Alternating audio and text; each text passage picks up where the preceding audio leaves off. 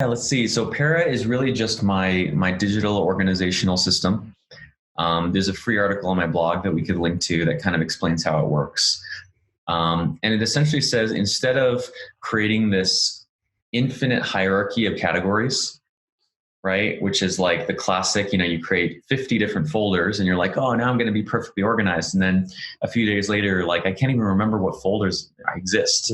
Well, it's also paralyzing. Like I've found that when I try to organize my information, there's an infinite number of ways I could do it, it seems. And I sometimes get overwhelmed with the fact that I could do, like, this could be nested here and this actually connects to this and this and this. And I'm just like, you know what? I'm not going to do this. And then I move on to doing something else because I just get overwhelmed by the enormity of just trying to reduce this incredibly complex network of information to something that's navigable.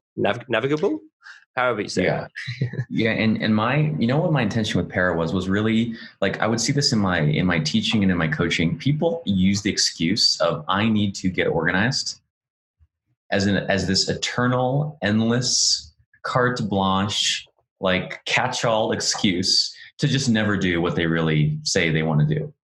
Right? It's like the state of being disorganized just becomes this eternal, never-ending thing.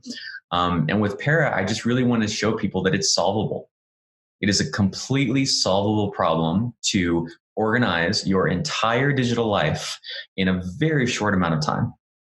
And the way to do it is to not organize by categories or topics, right? Like psychology, habits, productivity, philosophy, but by projects.